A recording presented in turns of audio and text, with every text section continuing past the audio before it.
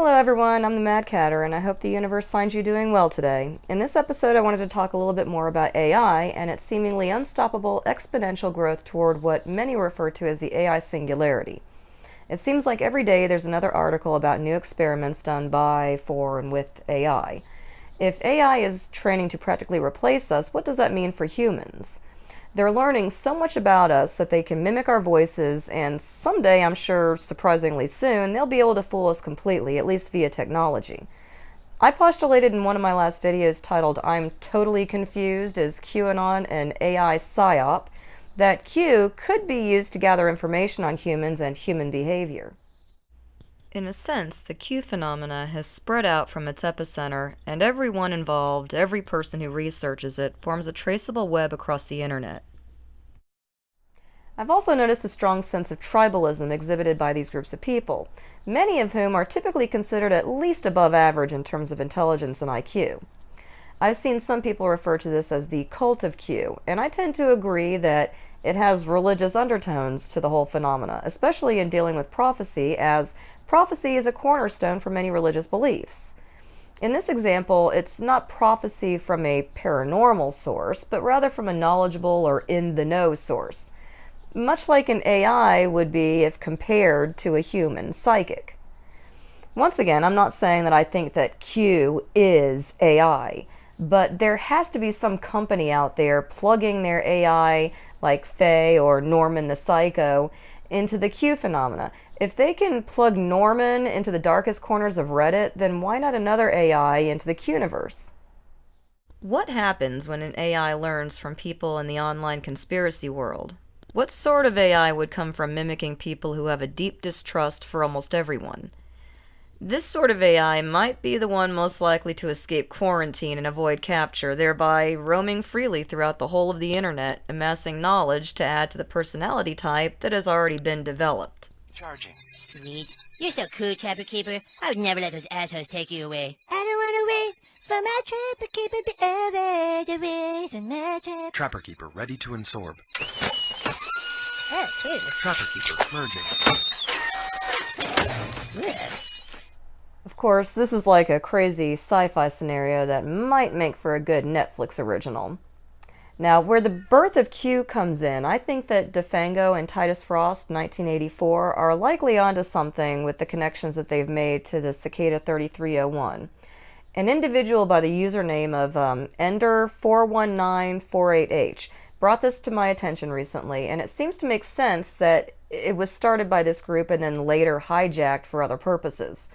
Now, I became aware of Cicada 3301 around 2014, maybe even 2013. And I even had a folder full of like gematria stuff and like symbology and, things like that, trying to figure out some of the little puzzles. But I quickly realized that it had more to do with like the IT computer-based knowledge, which I had no idea. I never got into that.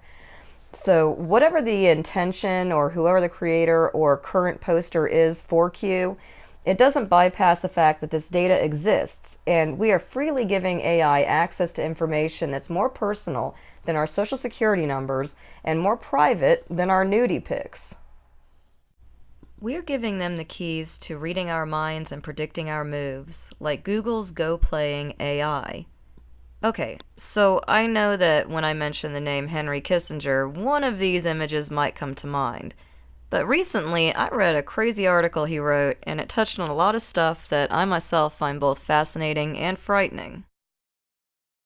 I'll just read a short excerpt from this article, How the Enlightenment Ends, Philosophically, Intellectually, in Every Way Human Society is Unprepared for the Rise of Artificial Intelligence. Ultimately, the term artificial intelligence may be a misnomer. To be sure, these machines can solve complex, seemingly abstract problems that had previously yielded only to human cognition. But what they do uniquely is not thinking as heretofore conceived and experienced. Rather, it is unprecedented memorization and computation.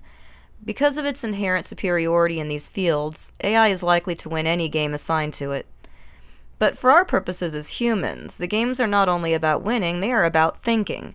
By treating a mathematical process as if it were a thought process, and either trying to mimic that process ourselves or merely accepting the results, we are in danger of losing the capacity that has been the essence of human cognition. Regardless of your feelings about this individual, he certainly makes many intriguing points in this article. Just over the past few years, AIs have developed the ability to create music and mimic human speech rather convincingly.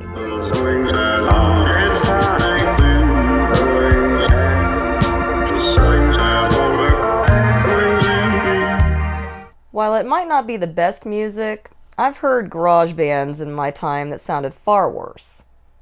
Many of you have probably heard about the Yanny and Laurel thing by now, and I have my suspicions that this may very well be an AI learning tool, similar to that whole dress thing. There are two different groups of people, for the most part, each hearing either Laurel or Yanny. This information could be used to manipulate two sides of the population by making them hear or see, in the case of the dress, two different things, especially where computers, screens, and speakers are concerned. I'm sure many of you remember around 10 or 11 years ago, they were using high-pitched sounds to affect teenagers who can typically hear much higher pitches. They used it in cell phone ringtones to prevent uncool parents from knowing when their kid's phone was ringing. They even used a little device called the mosquito to drive teens half mad in an attempt to keep them from loitering. This technology was great when it helped the kids skirt around household rules, but it totally sucked when it was used against them, as it is with pretty much all tech. AI will appear to help us in ridiculously mundane ways at first. My TV understands what we're saying. Launch game console.